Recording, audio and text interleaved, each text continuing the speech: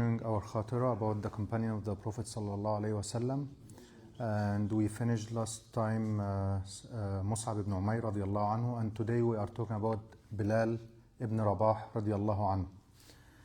So whenever Umar ibn al-Khattab mentioned Abu Bakr, he would say Abu Bakr is our master and emancipator of our master, or mu'tiq sayyiduna wa mu'tiq sayyidina.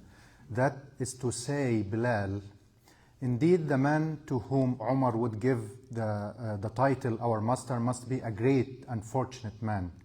However, this man who was very dark in complexion, slender, very tall, thick-haired, with a sparse beard, as described by the narrators, would hardly hear words of praise and commendation directed at him and bestowed bountifully upon him without bending his head, lowering his eyelids, and saying with tears flowing down his two cheeks, "Indeed, I am an Abyssinian," or an al-Habashi. "Yesterday I was only a slave." So who is the Abyssinian who was yesterday only a slave? He is Bilal ibn Rabah, the announcer of time of Muslim prayer and the troublemaker to the idols. He was one of the miracles of the faith and the truthfulness, one of the Islam's great miracles. For out of, I would say, this is an example, every 10 Muslims, if you ask the people here who knows Bilal ibn Rabah, almost would be, most of us will be saying, even the kids in the school will be saying. So there are hundreds of millions of people throughout the centuries and generation who know Bilal, remember his name and know his rule, just as they know the two greatest caliphs in Islam, Abu Bakr and Umar radiallahu anhum ajma'in.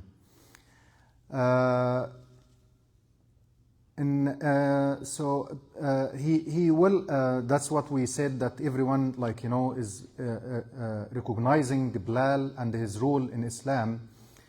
Who is Bilal? He was the muazzin of the Messenger sallallahu alayhi wasallam, and he was the slave whose master used to torture him with hot burning stones to make him apostatize.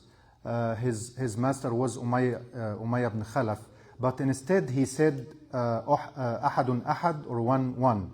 Whenever you consider this enduring fame that Islam bestowed upon Bilal, you should know that before Islam, this Bilal was no more than a slave who tended herds of camel for his master, for a handful of dates. Had it not been for Islam, it would have been his fate to remain a slave, wandering among the crowd until death brought an end to his life and caused him to perish in profoundest depths of forgetfulness. However, his faith proved to be true, and the magnificence of the religion which he believed in gave him during his lifetime and in history an elevated place among the great and holy men of Islam. Indeed, many human beings of distinction, prestige, or wealth have not obtained even 1/10 of immortality which Bilal, the Abyssinian slave, gained. Indeed, many historical figures were not conferred even a portion of this fame, which has been bestowed upon Bilal. Indeed, the black color of his complexion, his modest lineage, and his contemptible position among people as a slave did not deprive him, when he chose to embrace Islam, of occupying the high place which is his truthfulness, certainty, purity, and self-sacrifice qualified him for. He was the first muazzin of the Messenger sallallahu alaihi wasallam, a position which was aspired by all by all the masters and nobles of Quraysh who embraced Islam and followed the Messenger sallallahu alaihi wasallam. Yes, Bilal ibn Rabah, oh, what valor and greatness are expressed by these three words, Bilal ibn Rabah. That was an intro to his life, and we will continue his seerah next time, inshallah. جزاكم الله خيرا والسلام عليكم ورحمة الله وبركاته.